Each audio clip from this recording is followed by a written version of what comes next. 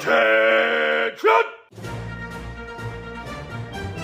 Welcome to the Film Mages Podcast, where the popcorn is our ammunition, the couch is our foxhole, and the cinema is our place of worship. Now let me see your war face! Ah! Ooh, spooky season is upon us. I know, we're getting deeper into spooky season. Yeah, it's week 2 of spooky season. Week 2, baby. And we're definitely not recording this in September. Nope. No, not at all. You know what's extra spooky though? I was on my way home the other day from Clovis, which, you know, is kind of, I would say it's like the Clovis? quote-unquote more conservative white part of town, or at least Clovis one of them. is a spooky part of Fresno.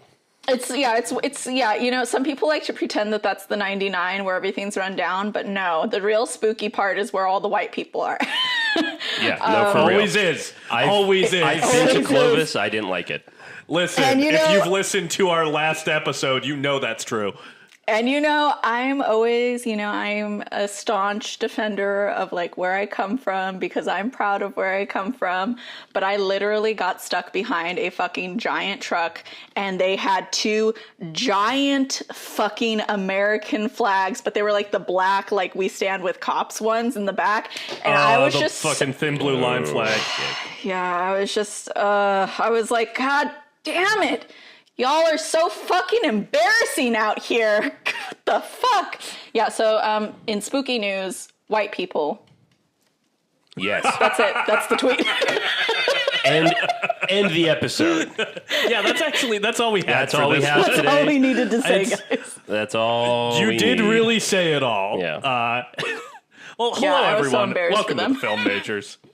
Hello. I am Zach. I'm Mick. I'm Alexis. That's Hey, Alexis. that's Alexis over throwing there. down facts at the top of the Throwing it episode. down. Oh, yeah. We hope you enjoyed our previous episode with the That hosts was- of Are You Afraid of the Dark Yeah, Universe? that was so much fun. Yeah, we had a blast, and Yeah. we're definitely not recording this before we record that I don't know one. why you keep saying that. It's Yeah. obvious that It's- recording is Yeah, no, accurate. We record on a weekly basis, and no one is going out of town for weeks, making our recording schedule difficult. I thought that they made really good points about those movies Yeah, that we... the Texas Chainsaw Massacre and the Texas Chainsaw Massacre 2. Yeah. They were very Yeah, insightful, I've definitely both of them. seen both of those movies already and know exactly I what have definitely points would be made. rewatched them. We Sure know how have, much you sure love them have. because we went in depth on it last episode. Yeah, and Alexis, I gotta say, you said some pretty controversial stuff. Yeah, That's so like Okay, me. that- It was warranted though. It was was in warranted. character. It was, and you know, I stand by you. I don't know if I agree with what you said, but I will defend till the death your right to say it. Right, exactly. The most worrying Exactly. thing about that is most of the controversial things that I have to say are usually very horny, and I'm not saying whether or not that pertains to Texas Chainsaw Massacre because I have, in fact, obviously watched it. Yeah, so those opinions that are controversial, they sound spicy already. I'm so Yeah. excited. Yeah, that was a good listen. I listened back to our episode. It was really, really great. Yeah, It was really, really great. steamy. All right. Especially when Alexis said that one like weird thing about Leatherface that I have never even considered before. It's Brahms all over But again. You're right. Yeah, you're right. No, yeah. I remember hearing that, and I was like, "What's going on?" Oh, there it is. There it is. Okay, wait. Set you up for know it. what would be really funny is if you managed to get like every horny comment we've ever made on the podcast and just like a sizzle reel of every horny comment. And then it's just 10 in a row of Alexis. Adam Driver's hands. If I get that, I will cut that audio together. You run that underneath like a series of photos and put it on TikTok. There you go. That would be so Yeah. funny. We got to put something on our TikTok. Well, so real quick, I have a corrections corner to issue. Okay. This is a corrections corner from our Silence of the Lambs episode, Oh. Damn. which aired in March. So this is relevant. Damn. Very. Gotcha. So- At least people are still I listening. went back, since it's spooky season, I went back and listened to our episode on all of the different versions of The Thing. Which gotta say, good episode. Had a lot of fun with it. Go back and listen Too to many it. I just dogs watched died, in The my Thing opinion. from Another World. I just Too many watched that dogs movie died, as I was Alexis? decorating Yeah. an apartment. Oh. It was a really good background sound. Yeah, Mick, you didn't get to hear this, but I did tell Zach that in the last 2 movies that we've seen, 2 dogs have died, and that is too many dogs. And you guys have such a bad track record of choosing movies where specifically a dog dies. And It's that not is my 13th. That's my 13th reason why. And I want We that don't on the specifically air, choose it because a on dog dies. the record. You guys picking these movies is my 13th reason why. When we watched The Wailing, I literally, the first time I cried during that movie was because of the dog. Did a dog hate die you in that guys. movie? Yes, yeah. The Zhongu kills Horribly. the Japanese And man's it dog. didn't- Oh, yeah, I forgot And about it that. didn't just die, it suffered. And while I was listening to it cry, I it started whimpered. like sobbing. It was awful. It was Really? terrible. I hate you guys. Wow. It's nice to see you. You could It's so say good to that, see like, you. some of the best movies ever made, like, an important staple is that a dog, The dog must die. Yeah. But I was listening to our episode on The Thing, and Mick made some comment about how much he liked Michael Mann's Manhunter, which we all watched the night before recording, because that was October 2nd on my spooky season list. I have no memory of this. On our Silence of the Lambs Vague episode, memory. Mick claims to have never seen this film. I still claim to have never seen Not it. only did you see it on our episode on all the versions of The Thing, you went into specifics on things that you liked about the movie. Wow. I think, did Memory he has even been rag wiped. on me for falling asleep or not liking it that much? I must have also fallen asleep. You know, I'd have to go back and check, but I would not be surprised. Yeah, that sounds like me. That does sound like That sounds like something I would rag you on. Yeah. No, that's crazy because I believe you. Obviously, I did see it. I have no memory of it at all. Yeah. It's wiped. Completely gone. Completely wiped. That was All crazy. these memories lost to time, like tears in Tears the rain. in the rain. Yeah. So yeah, that's my... Well, when I do watch Manhunter for the second time, it'll be for the first time. It'll be great. I mean, it's a good movie. Wow. No, I've heard from myself that it's quite good. So yeah, that's our 6 month later corrections corner. That was good. That was an old Love one. it. Has anybody been watching anything? Any films? Alexis? Films? Films, Wow. movies, I films, would- películas. I've just, in the last 72 hours, I've had nothing but time to watch movies. Nice. No, I've seen nothing. I haven't seen anything. seen I nothing. literally, nothing. For sure. But All right. I'm learning a bunch of old English songs to sing for a Christmas Carol. Also, Hell yeah. Nice. Hell yeah. yeah, let me tell you. That's great. What Theater kids. is there? Any that never you can change. any you can rattle off right now Oh, for our lovely here audience, we our lovely come. listeners? Here we come, a wassailing. Da da da da da da da da da da. Yeah, do. Love and joy come to you. I'm bopping. and to you So you're all learning the Christmas songs during spooky season. I literally was practicing them in the car today, and I just thought, I had the specific thought of, it's too early for this. Yeah. And actually, you are so, in like, a marketer's dream. yeah, no, I'm crying on the inside, like deep down, like literally we have this like one scene towards the end where we're all like in modern day, and like it's just like everybody in the cast is like walking around, and Scrooge is doing his thing, and we're all supposed to be having like whatever conversations. And my line that I came up with for my conversation is like, I just really hope they're not playing only Christmas songs at the party. I'm so over it. God. And that's exactly how I'm going to be by the time we get to Christmas, because I will be rapping on A Christmas Carol 2 days before Christmas. So, Wow. Well, when I come see that, I'm gonna be fully in the Christmas spirit. There you go. But that's not right now. That is not right now. Right now it's spooky season. That's right. And I watched a spooky film this week. Oh, what'd you A new see? film. I watched No One Will Save You on Hulu. Oh, okay. It's an alien invasion / home invasion movie interesting. that's been getting Kind of like Signs a little bit. That's, yeah, it's been getting a lot of like audience and critical love, and I'm here to throw some cold water on that. Not good, huh? It's not bad, but when I have the distinct thought during your movie that War of the Worlds and A Quiet Place did this better. What's it called again? No One Will Save You. No One Will Save You. Interesting. It just Who's done that? and Caitlin Dever, who was in Booksmart.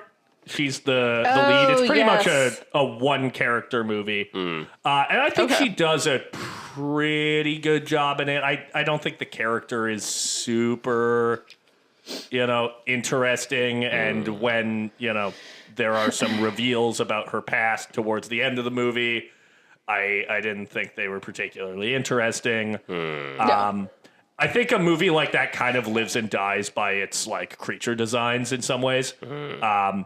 And largely I didn't find them that interesting, except for one. There is one alien design towards the end of this film that I enjoyed quite a bit. It's not a bad film. I think I gave it a 2.5 out of 5 on Letterboxd. It's mid. But yeah, it's right down the middle. It's kind of straight down the middle. I think similarly to A Quiet Place, which I liked a little more, I think this could be a good like intro to the sci-fi horror genre for like a teen. But as someone who's seen a lot of movies like that, it didn't really grab me. It's a new movie, right? Yes. Interesting. Hulu original? Yeah. Okay. There were a lot of people who were like, "Oh, why wasn't this in theaters?" And I'm like, "It can stay on Hulu." Not to. I don't want to. Again, I didn't hate this movie, but I'm not. I'm not as hyped about it as everybody else. Interesting. The fuck is Chud? What's Chud? Cannibalistic humanoid underground dwellers? Have you seen Chud? No. You've never seen Chud? You don't need to. Wow. That was the movie. Is this like the Human Centipede? No. It's like a pretty campy 80s horror movie. Alexis, it's got Daniel Stern and John Goodman in it. Alexis, did you ever watch Futurama growing up? Oh, yeah. I mean, like, I caught it sometimes, Okay. yeah. Do you remember how there was New York and then there was the old New York, and that's where all the mutants lived? That's where Leela's parents lived. Chud is a lot like that. And I remember I watched it because when I was working on Nope, I was like, oh yeah, you see a VHS. There's a VHS of Chud in the opening of Us. And I watched it. So I was like, oh, okay. He's playing homage to this, like a underground, like Us, underground society. And I watched it and I didn't like it very much. So I went up to Jordan and I was like, so I watched Chud and I don't really get it. And he like cut me off. He was like, oh, no, I'm not going to defend that movie. Yeah, no, it's not great. It's not great. It's just, it's kind of a cool idea and put on a VHS. It's crazy tape, that you can go up to people and just talk to them about things. That blows my mind every time you say that. Yeah. It's, I have to spend at least like 3 business days thinking about it. Jordan was probably like... That would be what you called the white man's audacity. Exactly. That is what that is. I have that too.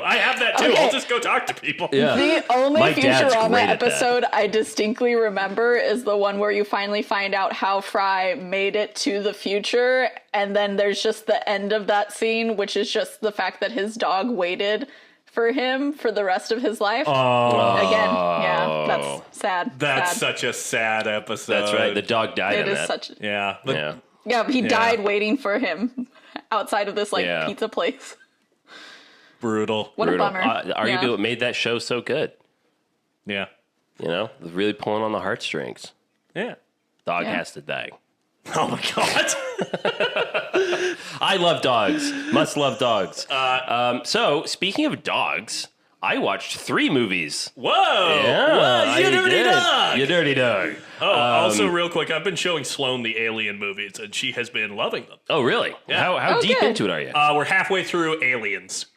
Okay. Yeah. Nice. Cool. Yeah. That's cool. Way to introduce her to things.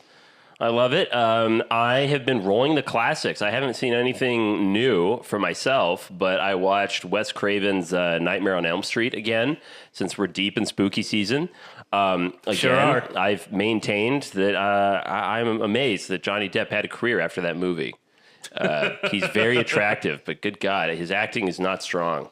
But that scene where she gets filleted in her sleep and she gets like, she's being dragged up the side of the wall and is stuck on the ceiling and it's just like, it's crazy. It's really, really disturbing. The first one. I remember the first one. I've never seen the second one. I've only ever seen the first one.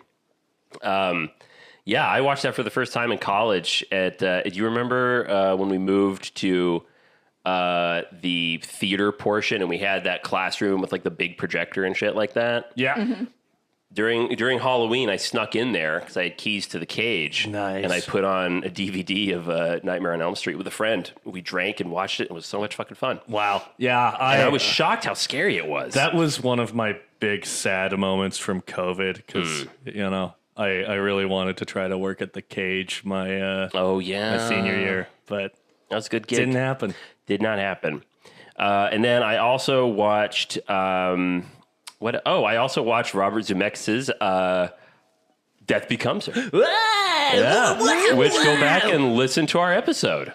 Damn good Okay. time. That's a really, really good time. But also, this is not a corrections corner. This is a we're very vindicated corner because when we talked about what movies would be good to turn into musicals, we did say Death Becomes Her. And what happened? That shit is being turned into a musical. Is it really? Vindicated. No shit. I think did I not send that to you, Mick? Maybe I just sent it to Zach. But yes, vindicated. Yeah, you don't send shit to me.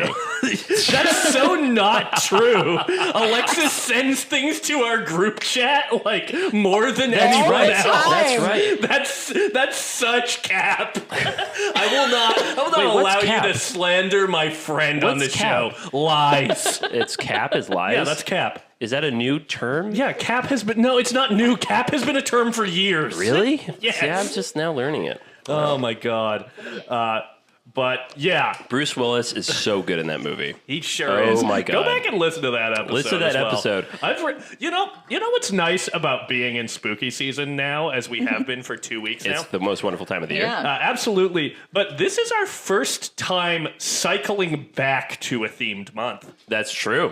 This is our first repeat of a theme. That's and great. I'm fucking loving it. It feels good. We've been doing so good. Yeah, this feels really good. Yeah. But that scene with Sidney Pollack and Bruce Willis when Sidney Pollack, the doctor, is taking her pulse or lack thereof. And, Bruce Willis takes out a flask and the doctor goes over and takes a shot of it. Yeah, and then walks out of the room and has a heart attack. That whole scene is fantastic. And then last night, I introduced my lovely partner to Zach Kreger's Barbarian. I had seen Barbarian before. Well, the other partner. Who? The one that hadn't seen it. I can't fucking believe it. I know. I'm so sorry, dude. I'm so sorry. That movie is so good. Air. What the fuck? Yeah.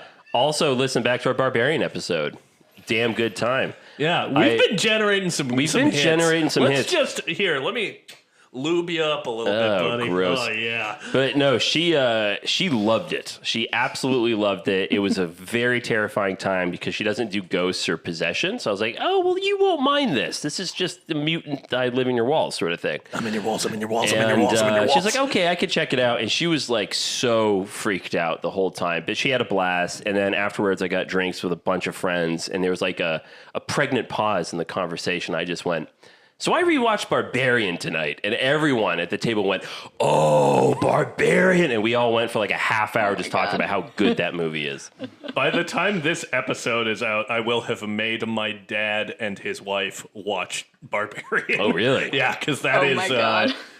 October 9th on my spooktacular list, which I hope you're following along with on the Instagram. Yeah. I've been enjoying it so far. Been watching all of them. You sure have been. I sure have. Yeah. But yeah, that's what I have on my birthday. Nice. So Barbarian? Yeah. Nice. Yeah. Very good. Good pick. Again, that Hitchcockian psycho twist halfway through. It's so good. It's like, thank God. Bill. Thank God Justin Bill Long is Nye here. Designs guy. Oh, wait. Damn it. I hate his Justin Long guts. is here. Oh my God. Oh, man. So, yeah, other than that, that's pretty much what's been going on. Rest in peace, Michael Gambon. That happened a few weeks ago. We're just now talking about it. Yeah. Yeah. Tragic. Tragic. After I just seen day. fucking Sleepy Hollow Again, 3 another weeks ago. thing that Alexis sent to Yeah. the group chat. Yeah, I know. I looked at it. I didn't respond to it, but I looked at God, you're No, such a I know. fucking villain. I can see every time you look at something and don't respond to it. it. Yeah, I know. But that's acknowledgement. That's me opening the message. You have like the message, Why? Mick. Why should I like that Michael Gambon's dead?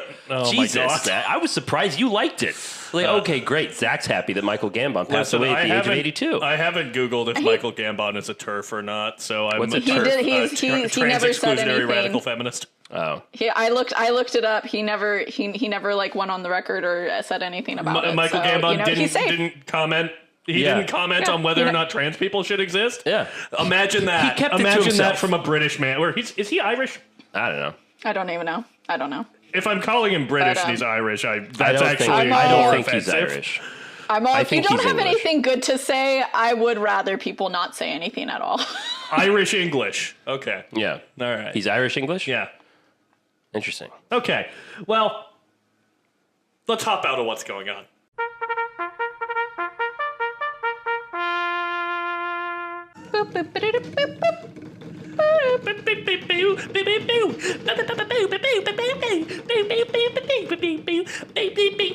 We're back. We're back, everybody. That was fun. That was a good little You thing like we that had. little jingle? That I'm was sorry, great. I didn't give Yeah. anyone time to go get water. Alexis, I don't need it. Mick, you thirsty? Nope. Anybody? I have coffee, which isn't water. You but, got your slurp. Oh, she's got her slurp. You got your slurp. All right, She's got I her got my slurp. slurp. So, since we are in, Zach's Halloween spooktacular,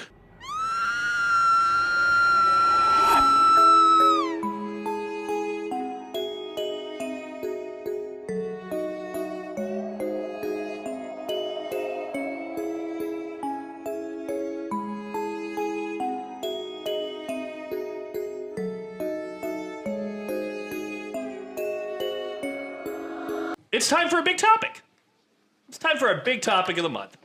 And for our big topic of this episode is who are some of our favorite that guys?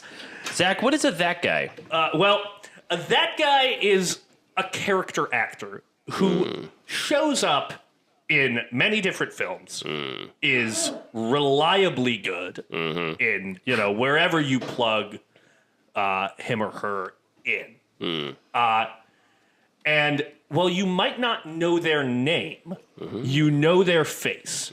For a long time, I think Sam Rockwell would have been a great example of a that guy. A fantastic that guy indeed. But, he received an Oscar, and He's no longer that guy. he's no longer a that guy. People know Sam Rockwell. Yeah, we know him by name. I we know his face. Yeah.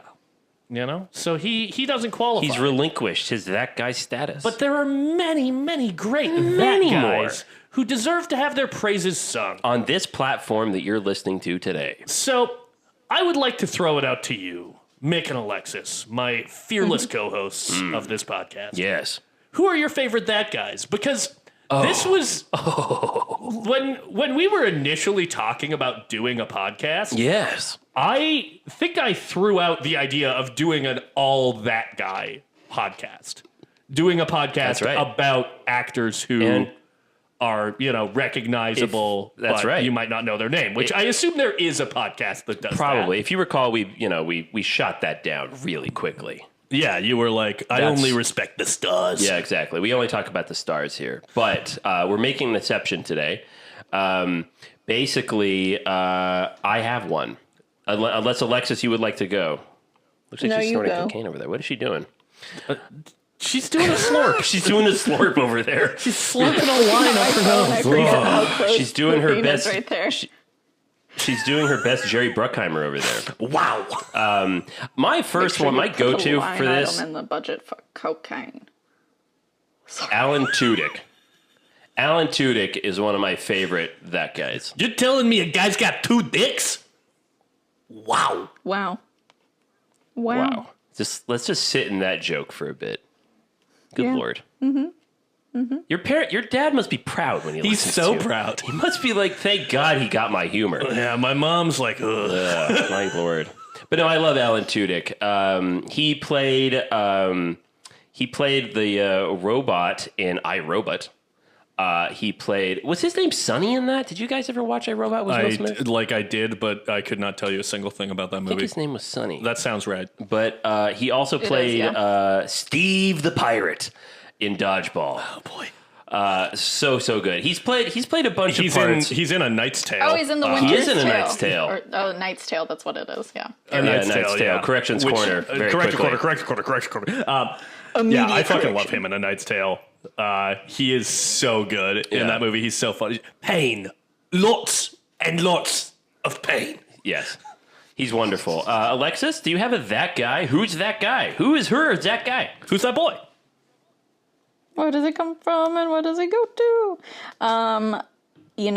It's a great question. Alexis, are you working on your job as you're recording? That fucking rules. No, I'm not working on my job. As you recall, okay. I have no laptop, so I cannot. yeah. Oh, I work on don't that recall job. that, but I do now. That's Yeah, right. Rip. I'd have to Rip. be at the other office to work at my other job. So, Are you looking at yeah. a list of that guys? Yeah. yeah, I totally am. 100%. 100%. So what's your answer? Because my answer would have been Stephen Root, because when I saw him in that movie, I was like, oh my God, my friend from Yeah. Dodgeball. And then I thought to myself, oh, Zach's going to hate it because all I'm going to have to say is that everything comes back to Dodgeball. That's true. It's true. Okay, we've got 2 dodgeball picks. Let's table. You know who else is in Dodgeball? Justin Long. Oh my God. Okay, well, we're not talking about dodgeball right now, despite how it may seem. God damn it.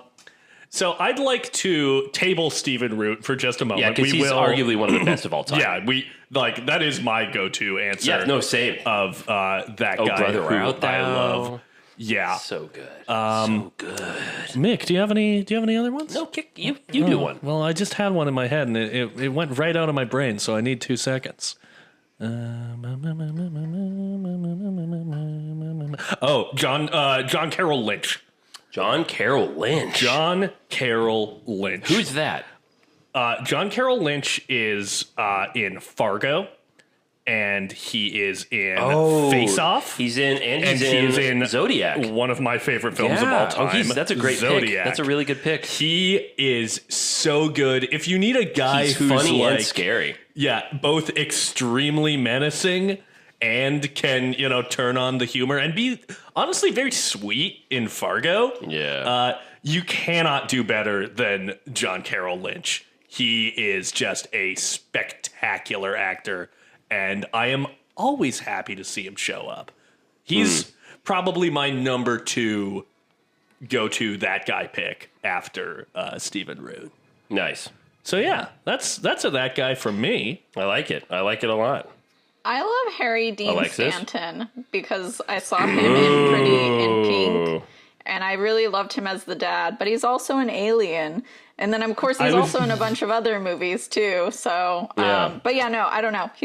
I love him. So that's a great one. Yeah, Harry Dean Stanton is an awesome pick. Harry Dean Stanton is in Wild at Heart, which we talked about on this podcast. Oh, yeah. That's another one. What a spectacular actor. Yeah. Judy Greer I don't know, she's never really been like the forefront character of like most things. She's except for maybe like Jawbreaker when she was like a lot younger. I'd give you Judy but she Greer. generally plays like the side character in things. But she's always, I don't know, every time I see her, I'm just like, oh yeah, she's a joy to see on screen. And since I'm not sure if I worked have with any her. other women She's a like real that treat. to name, Judy Greer. Yeah. I think Judy Greer is kind of right in the like pre 3 billboards outside of Ebbing, Missouri, Sam Rockwell spot. Yeah, where like some people I feel like know the name Judy Greer. Like if you're into movies, I feel like you know who Judy Greer is. But I worked on a movie with her, and she was the lead, actually. oh wow, Yeah. Oh, really? exciting. And I quit because the director was a twat. So best of luck to her. Well, hopefully that worked out for Judy Greer. It did. It's hitting the festivals right now. Oh, right Yeah, on. yeah. How how was working with Judy Greer? She's wonderful. Figures. She is a genuine delight. She's very sweet. Very talented. Excellent. And her sense of humor that she usually has with her ridiculous characters is exactly her sense of humor in real life, which is great. Excellent. Yeah. I have another pick. Who's your pick? Zelchko Ivanek. Whomst? If you recognize his face, he is in Bruges. He is in Seven Psychopaths. He is in Black Hawk Down. He is in True Blood. The list goes on, and he's always very good. The first time I watched him was in the John Adams miniseries. But he's fantastic. He, in fact, there's actually a documentary, I think, called like That Guys, and he's one of the actors that they interview in that documentary. Nice. Because you just know his face, and he has a very strange name, but yeah, he's a terrific actor. He's really, really good. In fact, if you have watched Black Hawk Down, which I know for a fact, Alexis has definitely seen that movie. I haven't seen it. Trauma. The character that says title. The character that says the title, we have a Black Hawk Down, we have a Black Hawk Down, is Zelchko Ivanek. He's the guy that says the title of the film. Wow. Yeah. Well, I've got one more. Do you? Michael Ironside. Oh. See, that's the thing. I have to like remove myself as a film nerd because I know who the fuck that is and by name, but he is a perfect that guy. Michael Ironside is absolutely that guy. He's in... They sucked his brains out. He is the guy who says, they sucked his brains out in Starship Troopers. He's in Top Gun. Alexis, you would have seen Michael Ironside this year in Blackberry. He's the guy who they bring in to the tough old son of a bitch. like whip the company into shape in with Blackberry. the bow tie. Yeah, and he's also in Total Recall. And he's in Videodrome, too. Yes. Oh, my God. Wow. Is yeah, he in that's Scanners? Wait, so then yes. does Ted Levine count? Ted Levine? Yeah, Ted Levine I think counts. He counts. Yeah. Again, that's another one. Like I love Ted Levine. I know him by name. We know who Ted Levine is, but like I think the layman does not know who Ted Levine is. I feel so bad for Ted Levine because he had such a great performance in fucking Silence of the Lambs. But then what happened to Ted Levine is kind of like what happened to Nathan Lane from The Birdcage, where it's just like he was so good that no one knew what really else to do with him afterwards. Yeah. That's all they saw was that character. Yeah. Yeah, Ted Levine, good one. Good I like pick. that. Good pick. Ted Levine. I'd also... Would you fuck me? Okay. Yeah, see, this is the problem, is that performance also became like a meme. And, I feel like it's a disservice to, how good that performance is. For a while, Paul Bettany was like one of my favorite that guys, but now... Also in A Knight's Tale. I think he's too big now. Yeah. I think Avengers ruined him. Yeah. Just too bad. Peter Green. Peter Green's another that guy. Peter Green? What's he look like? Oh, yeah, the guy. Yeah, Peter Green is in The Mask, The Usual Suspects, Pulp Fiction, Training Day. He's Redfoot. Yes, he is Redfoot in The Usual Suspects, and he's the villain in The Mask. Yeah, he's Zed in Pulp Fiction. Yeah, he was a great, 90s that guy. Also, if you want to go back to our Independence Day episode... Yes. There are many great... There are so many good ones. 90s that guys. Robert Loggia. Yeah, Robert Loggia. James Redbourne, who's the Secretary of Defense in that movie, who's also in The Talented Mr. Ripley and Basic Instinct and The Game. He's also apparently in My Cousin Vinny, which I've never seen. You've never seen My Cousin Vinny? I've told you this. This has been a point of conversation on this podcast. It is on the shelf. I know. I've just never grabbed it. Are you not a Marissa Tomei fan? Of course. Who's also always good is Graham Greene. He plays Billy Black, right? In Twilight. He plays Jacob's father. But he's just, there's not... especially in I love him. Late 80s to 90s, there just wasn't a lot of stuff for people, indigenous people to play. So they're mainly only playing indigenous people. But every time I've seen him in something, I always, liked him in it. And James Cromwell. Wait, what'd you say? Ooh, Nick? yeah, James Cromwell. What was he been in? That's a great question. I know the name, and I'm gonna. He's been in so many military. James movies. Cromwell. Well, he's in Succession. Okay, let me see a face. Oh yeah, because he This plays. is James Cromwell. Oh, He's in Babe. He's in Babe. Well, He's the guy that was super gonna glued be his my- hand. Yeah, That was going to be he's my the guy who reason super for glued his saying hand to James the counter at Cromwell, because I Starbucks, love protesting that they Babe. didn't have milk. I'm sorry that I scooped Babe from you, Alexis. No, it's fine. It's just one of my favorite animal movies. There's a lot, but it's one of my favorites. So, That'll do, Pig. That'll do. dude, the fucking sheep. The sheep motto that they have in there, I have never forgotten that, will never forget. I will be on my deathbed saying, "Bah, ram you." Yeah, that's it. That is. Are you not going to drop the whole That's thing? creepy as hell. do want me to drop Those the are whole her thing? 'Cause I last know it. words. Do it. Bah, ram you. To your sheep, your skin, your clan be true. Bah, ram you. That's gonna be good. couldn't do it. Well, I mean, will I survive Alexis? Probably not. But if I Probably do, not. I'll be there. There you go.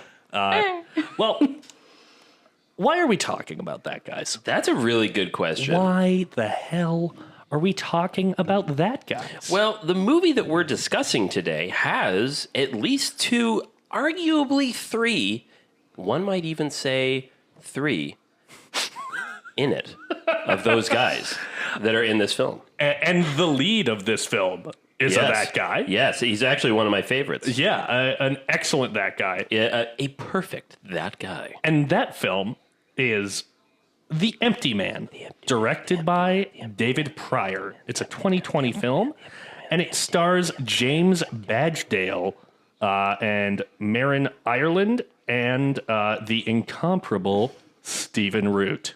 Yeah, Stephen Root. Stephen Root. Stephen motherfucking Root. Also, wait, hold on. Oh my God.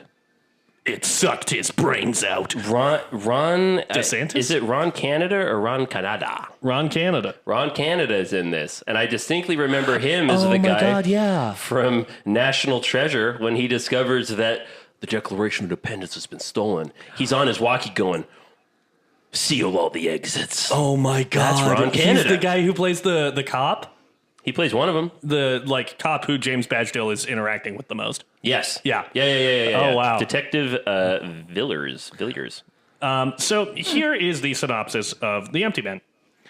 On the trail of a missing girl, an ex-cop comes across a secretive group attempting to summon a terrifying supernatural entity. That's it? Yeah. So to be fair, this is a hard movie to summarize. It really is.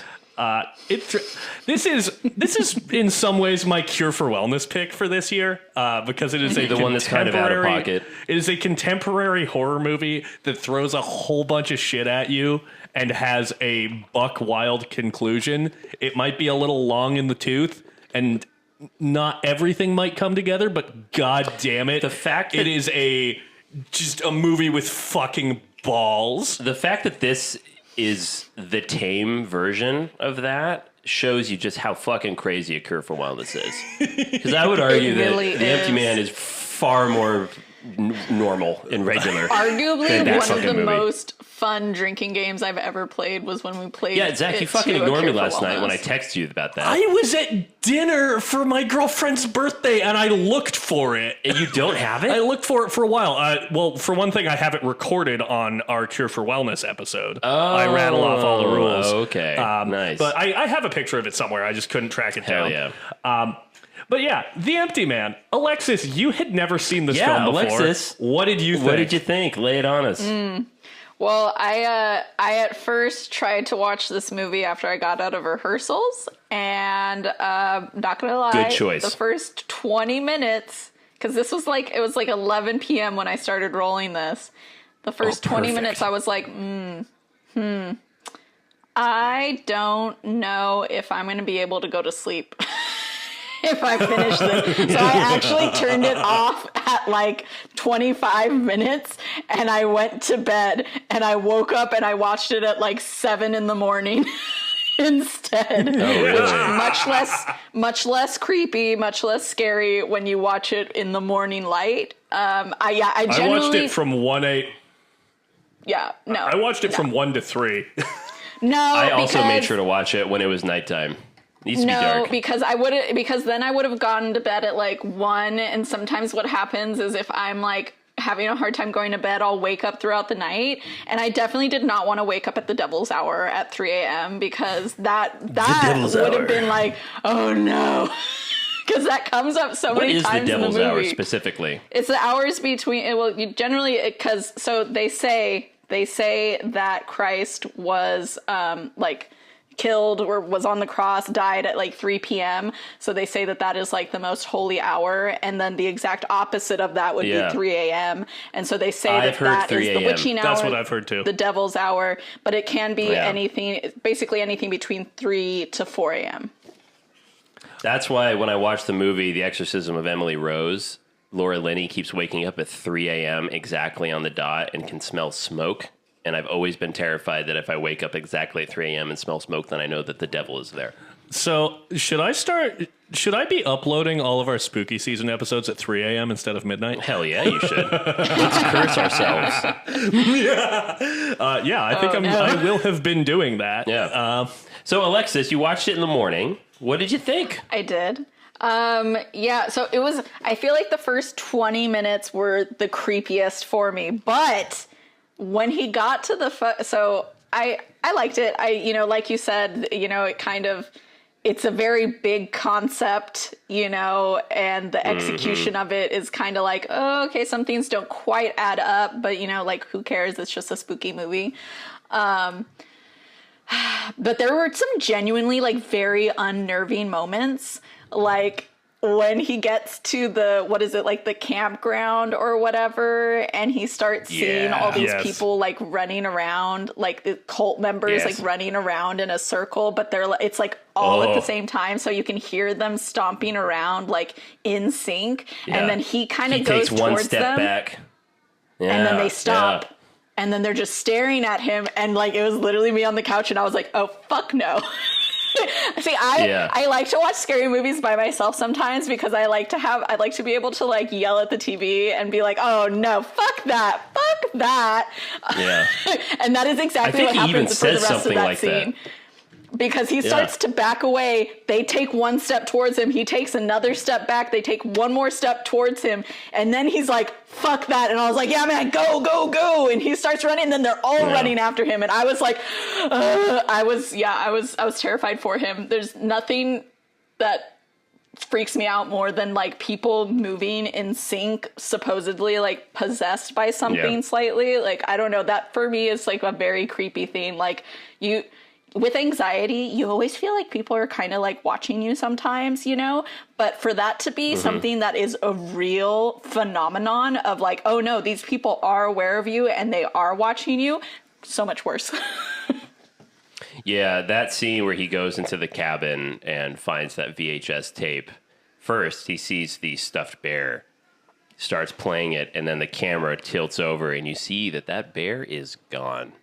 And that's when I got some solid chills. And I'd seen this movie before. I have seen this film before, but I watched it and I was creeped out. So effective. The very beginning, though, when they're in, like, I don't know, Tibetan mountains or some shit, Tulpa or wherever the fuck they were. Bhutan.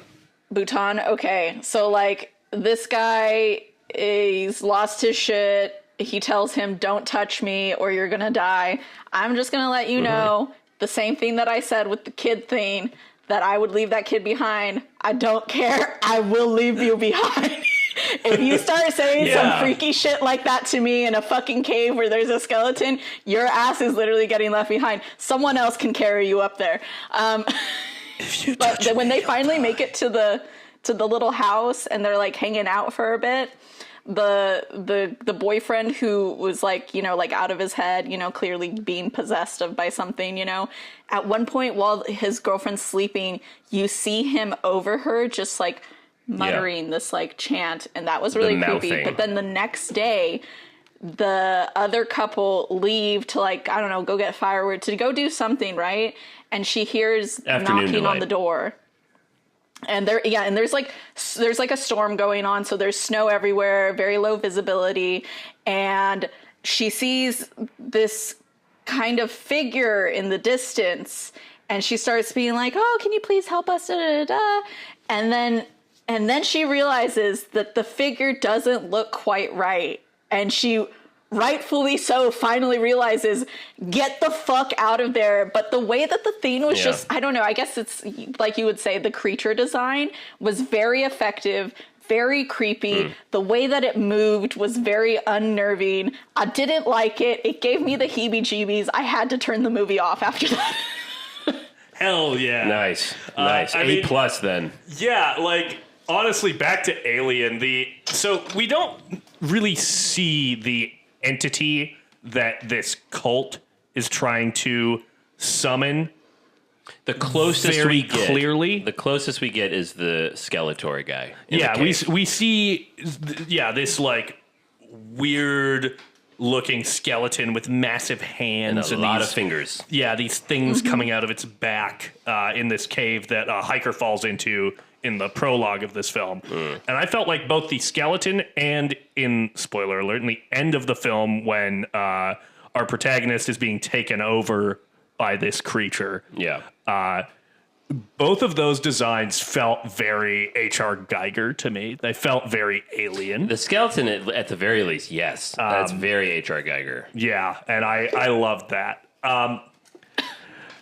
Should we get into the plot and twist of this film? Yeah, sure. Let's dive in. Because that's the thing that I really love about this movie. So, essentially, yeah, we get this prologue in Bhutan. Back in the 90s. Yeah, 1998, where we see this one hiker fall into this cave where there's this terrifying skeleton, and he seems to become possessed by some sort of an entity. Yeah. And he eventually, along with this other, his girlfriend, kills the other two people in their group. And the girlfriend commits murder-suicide. Yeah, she kills the other two people in the group after he whispers something in her ear, and then she kills herself. Yeah. So then we cut to 20 years later, 2018, in Missouri. Where we meet James Badgedale's character, who, James. There you go. And he's a private investigator who gets hired by a woman who he used to have an affair with before his wife and child died.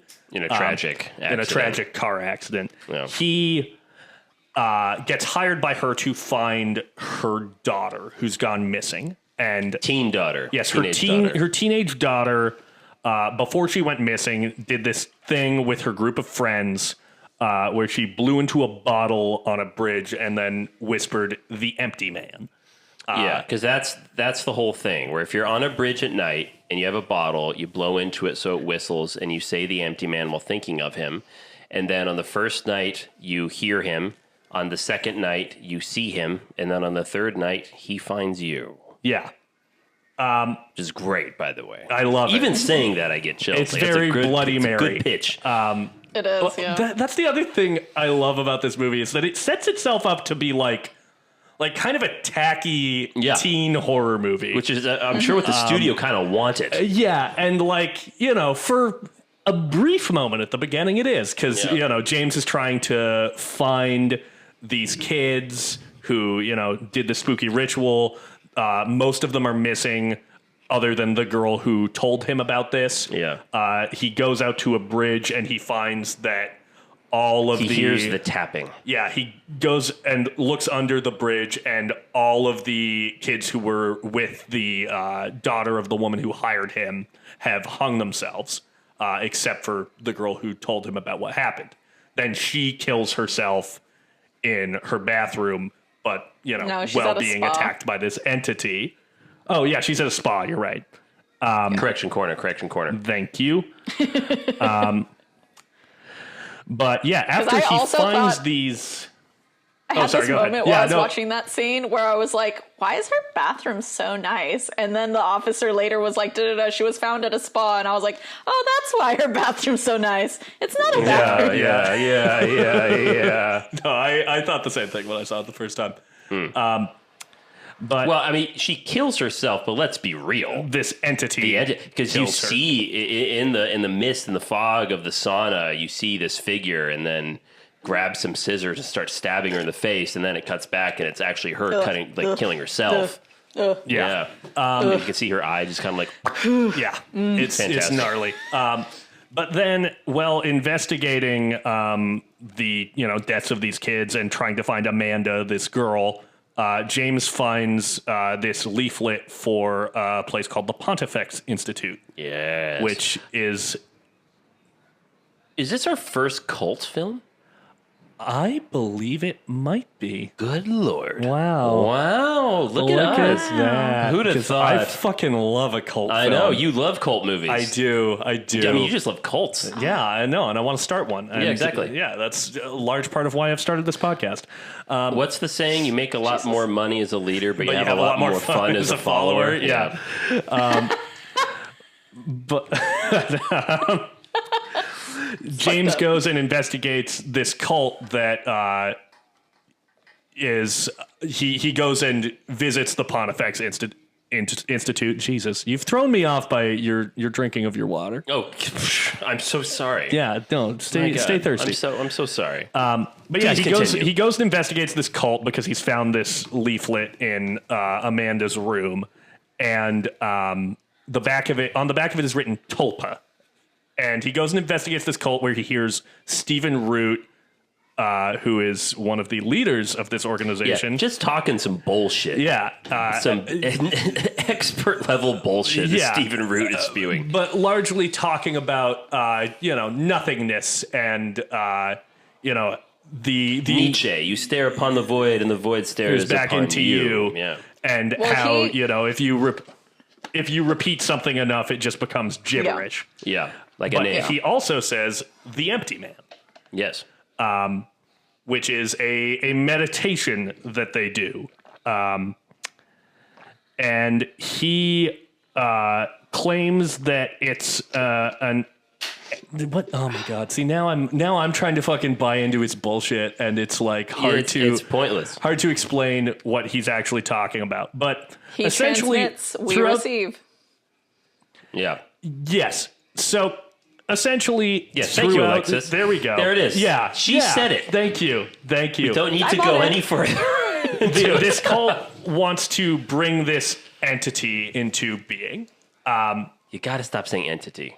I'm going to do the Mission Impossible theme. You have to stop, the entity. Buddy. You might say this party is the party. But essentially, through his investigation, James, who is now also starting to experience hallucinations of the Empty Man. Yeah. Just terrifying, by the way. Great scenes in his house. Yes. He eventually finds that a bunch of these cult members are visiting this guy in a hospital, who we eventually discover is our hiker from the beginning, who has become host to this being. Yes. He's transmitting the signal. Yes. And James comes back to the hospital room where he finally finds Amanda, this girl who he's been looking for, where she tells him that he, in fact, is the next vessel for this entity because he is not a real person. Yeah. He is a tulpa. Yeah. A tulpa is essentially I guess it's a philosophical idea. I think it's from Buddhism. I had heard about the idea of a tulpa before. Yeah. Where if enough people imbue an idea with, conscious thought, you can conjure it. Then you can make that materialize materially real. Yeah. So she and the rest of the cult focused on creating James so that he could be an empty vessel for this being, an empty man. Yeah. And the movie ends with him being overtaken by this creature because he oh my God, it's such a fucking trip. It's hard to explain. This is a tricky one to explain, which is why really This is one of those movies that we can talk about as much as we want, but you got to watch it. Gotta watch Just got to watch it. Which, again, we hope you're doing. It's why at the end of the last episode, we really stressed how much you need to see this movie before you listen to the episode. Not to mention a detail that I think really explains why James really is such a fucking empty man. Is that he's just so dead inside. He feels such immense guilt because This is what I was going to bring up. Thank you for getting me back on track. Yeah, the mother that the mother of the teenage girl who's missing. Yeah, Amanda's mom. He was cheating with her as his wife and child died. Yeah, and like the same moment in time. Amanda talks about how she wrote that into his backstory because this creature can slip into our reality through cracks of pain and grief and suffering. It's perfect. And just that ending fucking blew my goddamn mind. Yeah. He was a tulpa the whole time. He was a tulpa the whole time. I love a movie where you make up a guy and then he gets mad at you. Yeah, I really want to rewatch it again. Like, remember, because this was the second time I'd seen it. And when I was first rolling it back, I didn't remember that. I remember That's awesome. I remember it ended in a wacky way, and I remembered the campground scene, but I had not actually remembered that this is the movie that the campground scene is from. So thank God for my bad memory, man. Like, I'm very thankful for it sometimes because I'll watch a movie fresh even though I'd seen it before. So when I really want to rewatch it again because I want to see if it like pretty much very clearly states or indicates this man doesn't exist or he was just created. He was just created. Right. Like, that's what I mean. What do you mean? I want to watch it again from the beginning and see if they hint to see if at there's anything early on. Yes, that indicates like, oh, this guy just popped up. Yeah. Well, okay. So here's the thing. Here's the crazy thing that kind of tips you off that he's the thing that they've been conjuring. Is the chant that they do to quote unquote summon the empty man, which I think is different than summoning this entity. Yes. Because I think this entity already kind of has a hold in our world through this guy's body, and it needs a new host. And that's why they're trying to summon the empty man to be filled by this evil. Yeah. But their chant to summon the empty man is like, from your thoughts come his dream. From his thoughts come your dreams. From your dreams come the bridge or something. From the bridge comes the man. And the first time we see him, he's on the bridge. He's running across a bridge. That's nice. Yeah, that's very true. Yeah, yes, nutso. I agree that this movie is like could have been very basic, like your kind of typical teen possession film. But I love how it takes its time. Even the way it's shot differently with these wide shots, like with him running, it's like they have a truck with a camera crane just like running behind him where you see him so small. You know whose movies this really looks like? Huh. David Fincher. Yes, I'd agree with that. Do you know why? Same DP? No.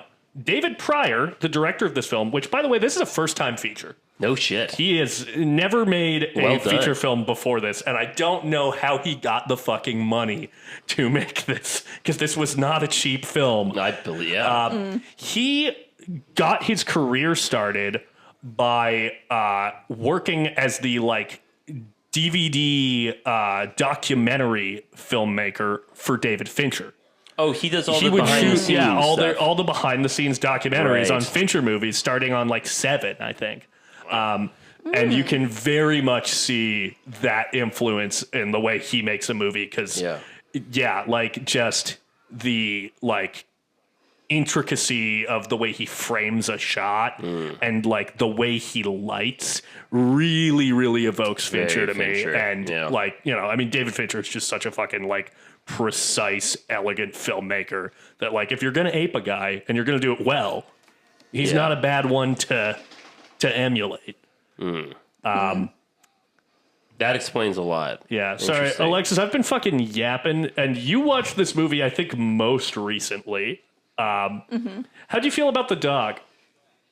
Was there a dog in this? Oh my god, there was! Okay. Oh my god! So there was what should we call it? So when Amanda goes missing, the police are called over, right? There's some writing on the wall that says like the empty man made me do it. And it's written in blood. And of course I think to myself, if her body's missing, is that her blood? And then of course when the cops come, they're like, they ask about an animal or something.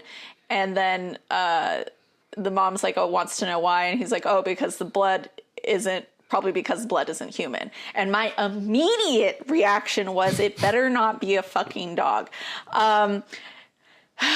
Anyways, so in his investigations, he is tracking down all of these teenagers who were supposedly on the bridge with Amanda when they called the empty man, right? And so he's going to like each of their houses. He makes it to one of the girls' houses. Nobody's home, like not the parents, but like this man, he just walks into their house. That was my question too. It was like, this man just freely goes wherever he wants. He's not even technically a private detective. Audacity. Yeah, he just walks into their house and just starts going through the rooms, and then he walks... Actually, I don't even think he's a PI. He runs a security company. No, that's what I'm saying, is that he used to be a cop. He calls himself a private detective. But he's telling people that he's a private investigator, but he's not. And he's just walking into people's houses willy-nilly. And so he ends up going into the backyard. And we have a short shot of a dog that has clearly been dead for a while because there's flies all over it. Like the neck is bloody. The dog was clearly bloodlet. And I was just like, yeah, there's a bowl of blood by it. Damn it. Oh, yeah, no, I had a moment to like stomp around my living room just going like, these fucking guys. Again, you can't blame Mick for this. This month is all me, baby. Yeah. I can also, not to speak for Zach, but I can guarantee he's not doing this on purpose. Like, to the listeners and to Alexis. It's the worst part. Yeah, that's actually more concerning. It just doesn't even register on your radar. Like, oh, trigger warning for Alexis. You may be upset because yet another animal has died. God. Yeah, no, it's fine. It's fine. I love it. Living for it. Anyways, it's okay. If it comes down to you and my dog, I might just save my dog over you guys after all this fucking emotional fucking distress. You know what? I would say that even if we didn't show you movies about dead dogs, I would be okay with you saving it. You got to save the dog. I like a dog. Save the dog. At this point, when this episode comes out, I'm going to be fucking palling around with my boy Julius, having a great time. That's great. A sweet boy. Yeah. Yeah, it's going to be like a total 180 when we do my month, because I'm literally just going to have a movie that's dedicated to loving dogs. Oh, I thought you were going to say I fucking knew it. I fucking knew it. I thought you were going to say a bunch of dead cats.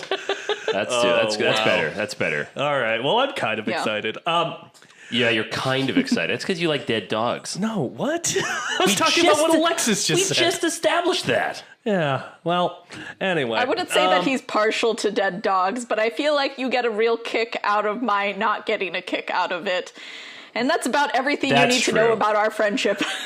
Listen, true. I feel like that's just part of being really into horror movies. Part of the appeal My suffering is your joy. I see you smile every time I bring these things up. I see it. That is the film majors. We have such sights to show you. Yes. Back to Stephen Root. Stephen Root, who's only in this very shortly. Let's chat about Stephen motherfucking Root, because Alexis, you're so right. That is that guy pick for the fucking ages. What do you love about Stephen Root? Where do you know Stephen Root from? Dodgeball. It's literally from Dodgeball. It's from Dodgeball. Because he plays this like really dorky dude in Dodgeball who's like, I think he has like this like mail order like Asian wife, or like just like she's an Asian woman. His kids were clearly from like a different marriage, and like he's always being like, "Hi, honey," and she's in the bleachers just fucking flipping him off. She's just like, "Fuck you," and she's like next to his kids who like look miserable, and she'll be like, she'll do the loser sign on her forehead and he'll do it back. He's all L for love. And Vince Vaughn's character is like, buddy, that's not okay, never mind. Like, doesn't even want to get into it. But like, he plays the most blissfully sweet idiot, and then he has this moment towards the end of Dodgeball where he's just like, they're like, you gotta get angry, you gotta get mean, and he does. He just like he goes and like fucking, I don't even know. He saves the day basically by being an angry little man. Yeah, he hulks out, and yeah, I don't know. I just seeing him in like all these other movies where he's clearly like a more serious character. I just reflect on what is it? Not variety or reach, but or depth. Range. Range. What range Stephen Root has to be able to play a very like philosophically bullshitty cult leader, but then to also just be one of my favorite characters ever from fucking Dodgeball. Yeah. Like you remember him from Office Space? You remember him from Office Space too. I've only seen Office Space once. Talk about range. I'm going to. Yeah. That's the last straw. That's the last straw. I'm going to burn this place to the ground. He's great. I think the thing is there's plenty of like comedic actors that like when you see, you know, like Vince Vaughn, you know, you don't see him in things that are like as serious, and you don't like think of him like specifically of like, oh my god, he's got so much range, like I could see him in anything. But Stephen Root is like somebody where you're like, yeah, oh, I he see could him as literally Norman be in Bates. anything. Huh? That's right. I was gonna say, like, the only serious role I could see Vince Vaughn is as Norman Bates. Oh my god! But that's already been done. The fucking Gus Van Sant psycho. I mean, he's got a couple of serious roles, but yeah, I do agree. Like, Stephen Root is just a guy who can do anything. Like, the difference between like Vince Vaughn and fucking Adam Sandler, because you know, like Adam Sandler can do Uncut Gems, but Vince Vaughn, I don't know if he could do Uncut Gems. No. Yeah. I couldn't see Vince Vaughn doing Punch Drunk Love. Punch Drunk Love. Yeah. That's another thing. We're kind of off topic now, but still. It is really hard to see range in some actors, you know, and Stephen Root, he's fucking got Stephen that shit Root's on got lock. it. Yeah, Stephen Root's fucking got it. I mean, like, Got the riz. this last season of Barry, like, wasn't my favorite season of the show just because I felt like it could have been 2 seasons of TV. But Stephen Root, I think, is maybe the best part of it. Yeah. Like, he just completely transforms as a character. I mean, his work in Get Out is fucking fantastic. He's in Get Out. Oh, yeah. He's one of my favorite characters in Oh Brother Where Art Thou, which is a movie full of great characters. Oh, my God. He's in that, too. The blind radio guy. You can think of basically any film, and then surprise, Stephen Root was in it, and guess what? He's great. Yeah. He's in Selma. He's fucking great in Selma. Yeah. He is great. Is he in No Country for Old Men? He is. Oh my God. He is. He's in a lot of look, if you play a lot of characters for the Coen brothers, you know you're good. Yeah. That's the thing. That's kind of the period at the end of that sentence right there. He was also in the Ballad of Buster Scruggs as like the crazy bank teller that wore pots and pans when he was getting shot at. That's a great scene too. Hell yeah. But our other that guy in this film is our lead, James Badgedale, who is also a fantastic that guy. Good. Let it all out. Ooh. Uh-oh. Wrong pipe. But yeah, James Badgedale is a wonderful henchman in Iron Man 3. And as we all know, when we talked about Kiss Kiss Bang Bang, Shane Black is a writer-director who knows how to craft very specific henchmen. And Iron Man 3 is maybe the only Marvel movie where, like, the goons have personality. And James Badgedale kind of plays the main goon in that movie. And he's great. He's fantastic. He's also in The Departed, where he has a small role. That's right. He's the guy, spoilers, he's the guy who shoots DiCaprio in the head. He's the guy that's dressed like he wants to invade Poland. Yes. Yeah, that's right. I forgot about that. Yeah, Wow. He's Berrigan. And yeah, I just like he brings so much to roles that, like, I think he's good at just filling a role that doesn't have a ton on paper with personality. Because, like, even in this movie, James Lasombra, he is, like, obviously, like, intentionally with the film's reveal, kind of a, like, rote, bland, like, protagonist. But, like, because he's played by James Badgedale, I want to watch him. Yeah. I love this movie, guys. And he's... Oh, no, okay. Go on with James Badgedale. I have something else about Stephen please. Root. Go on. Please. I just go on with remembered Stephen Root. that he was in this movie just friends with your favorite, Ryan Reynolds. But I saw this movie, Not my I shit favorite you not, Ryan. because my mom loved this movie. I've seen this movie like probably like a dozen times at least. And I really loved fucking Anna Faris in it because she plays this fucking psycho woman. But Stephen Root is in there as like a music executive, and he has this whole scene where he's like, I want lobster, I want shrimp, come on, daddy want a fish. Love him so much. He's just so. Yeah. I love character actors who are, like, can get so silly, you know. Absolutely, he is just he's a man who can do it all. Mm-hmm. I think another aspect of this film that I really enjoy is I don't think there are that many movies that I think really do a good job capturing the kind of like true existential dread of cosmic horror, which is, which is attempted a lot. Yes, it's a genre that was popularized by famous racist H.P. Lovecraft, who, had some cool horror ideas, but was a fucking piece of shit. He's dead now, so he was a horror himself.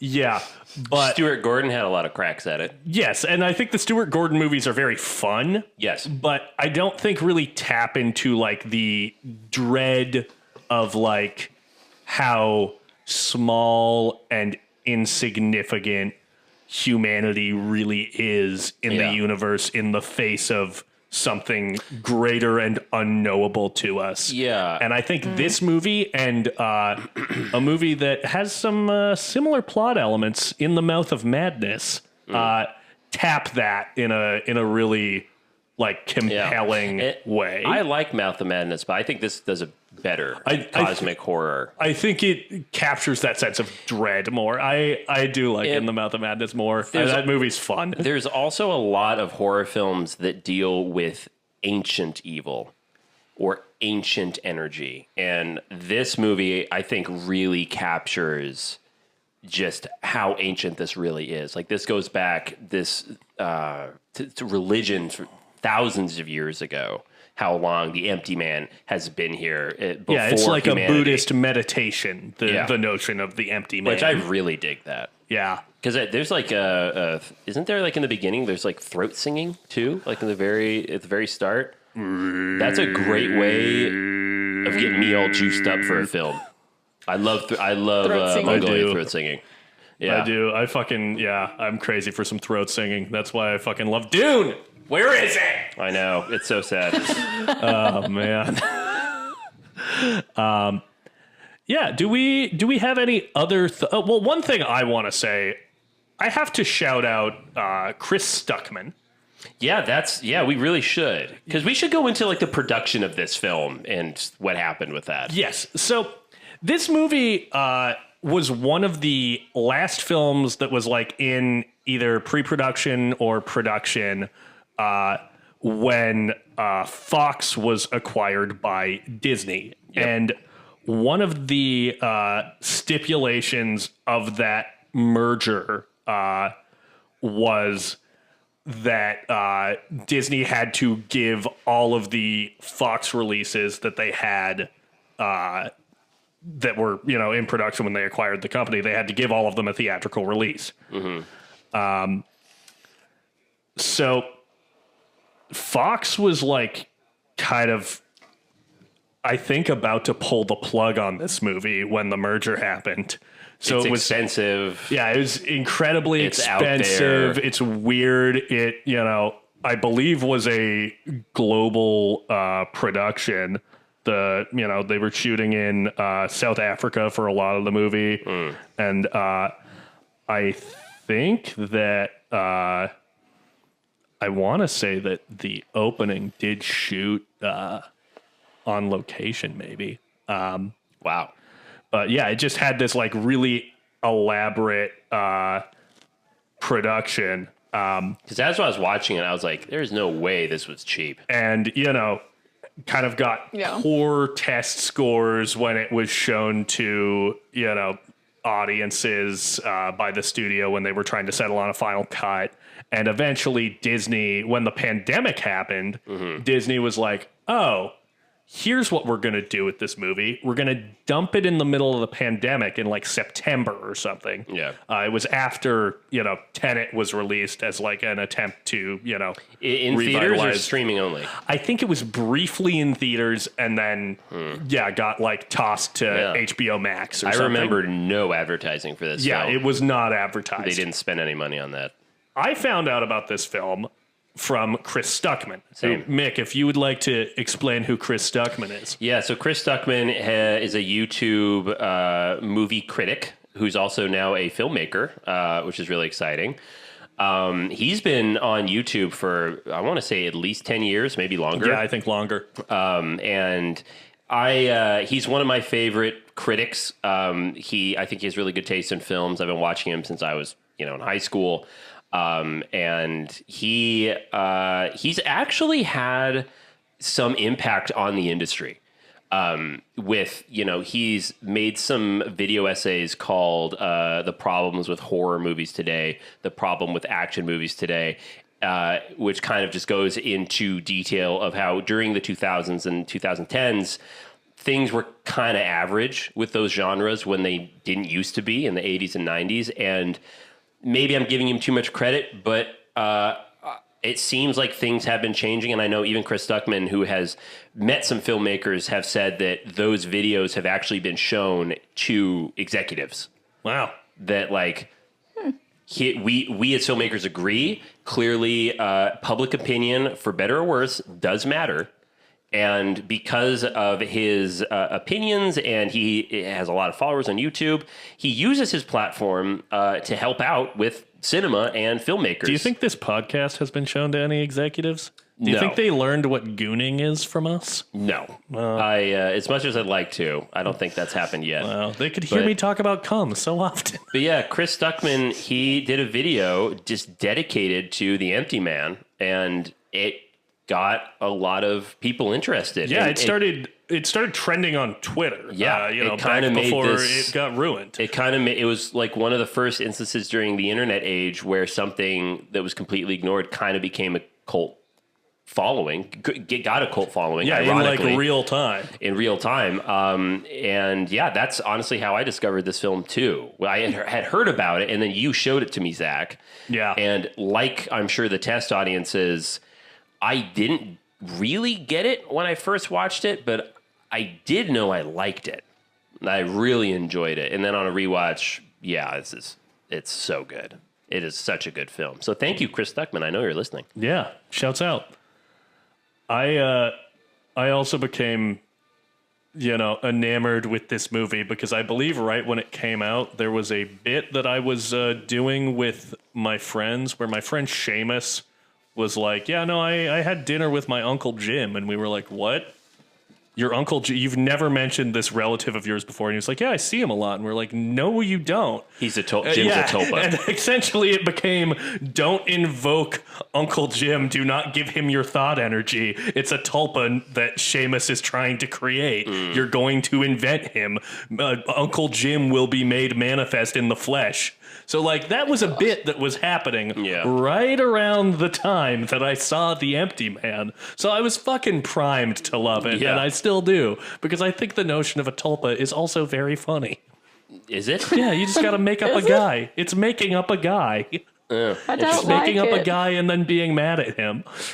I love it. Yeah, no, it is good. Didn't they try, correct me if I'm wrong, but didn't the studio really try to re-edit this to be much more try to recut it, of a typical, they tried to get rid of, I think There was a studio cut that was like 90 minutes. Yeah, like they got rid of the whole opening. Like it just started with the teen stuff and shit like that. Yeah, like they really tried to trim this down and be like your kind of basic jump scare. It wouldn't have been as fun film. without. Yeah, the opening I is would say like that opening scene is pretty fucking solid. I mean, like it really, it's great because it. I wouldn't say. I think in some ways it kind of subverts what your assumption is. I mean, like when they're crossing the bridge, you know, you think, oh, here's a rickety bridge. That looks dangerous. Oh, that's not where something happens. Okay. And then you see some guy fall down and you think, oh shit, is this like The Descent, you know? And then it's totally not that, you know? I don't know. I think there was many moments where it kind of just, veered off from where I was like, where I was kind of anticipating it maybe going. And so it's nice. That's always kind of what you want to feel with a horror movie is that it's not quite what you think it's going to be. So it keeps it fresh. Exactly. With a horror film, you don't want to be ahead of the filmmakers. The filmmakers need to be ahead of the audience. And the best horror films are like that. And that's the thing, you know, when you watch The Empty Man, you very much get that sense that I know you two know what I mean, our listeners know what I mean, other filmmakers know, which is you are in good hands. Like with like the opening scene, you can just tell with a particular type of film that it's going to be good, or at the very least, it's going to be unique and engaging and challenging because it's different. And you can kind of tell when the filmmaker is commanding that. And I definitely get that sense with The Empty Man from beginning to end.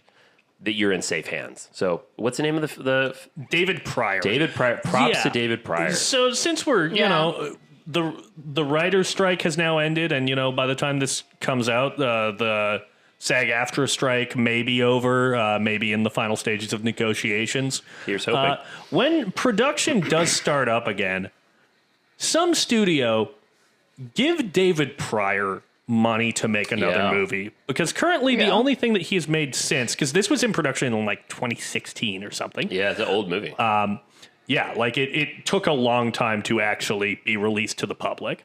The only thing he's made since is an episode of Guillermo del Toro's Cabinet of Curiosities. Which episode did he do? The Autopsy. Really? That was a David Pryor one. Yes. I hated that one. I thought it was fantastic. No, it was fantastic, but it gave me the willies. Yeah, That's a disgusting one. Is Ron Canada in that as well? I think he is.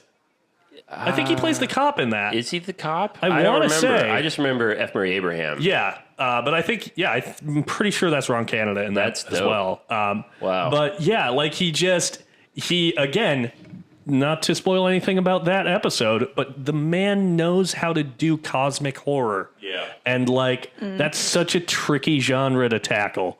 So please. Yeah. Give him some work. Yeah, please. Absolutely. I'd love to see him adapt the H.P. Lovecraft thing. Yeah. Just to have his crack at it. That'd be really cool. Any final thoughts from anybody? Alexis, you got? I feel like I've kind of monopolized this episode, so apologies, guys. I've been yakking a lot.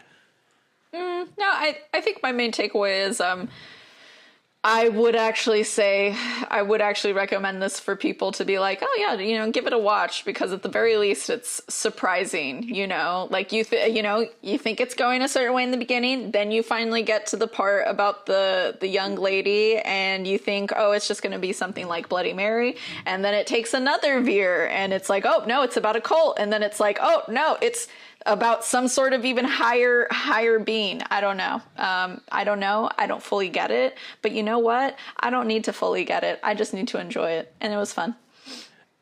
Yeah. Goddamn right. I often try to place where is, James actually interacting with the real world, and where is this backstory that's been planted for him by the cult?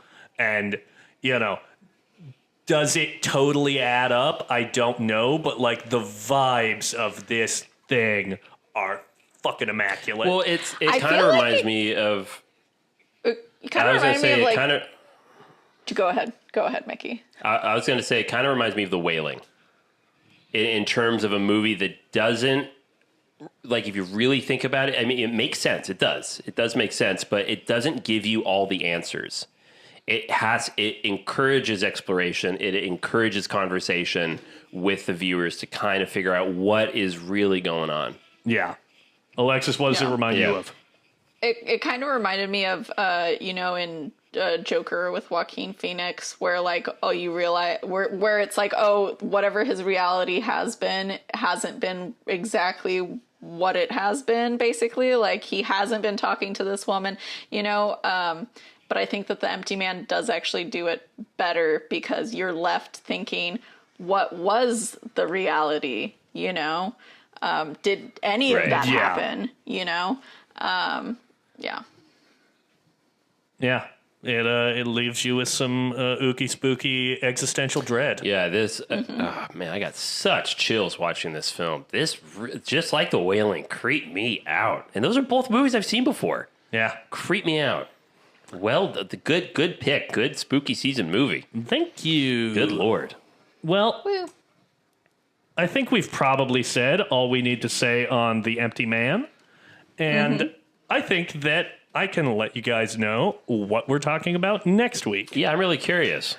And I think that I am going to stick to my guns, stick to my original pick. This is the one that I've waffled on a little bit, just because it has a few similarities to the Texas Chainsaw movies, but ultimately it's its own beast. And I like to try to use this month to spotlight some horror movies that maybe not everybody's seen.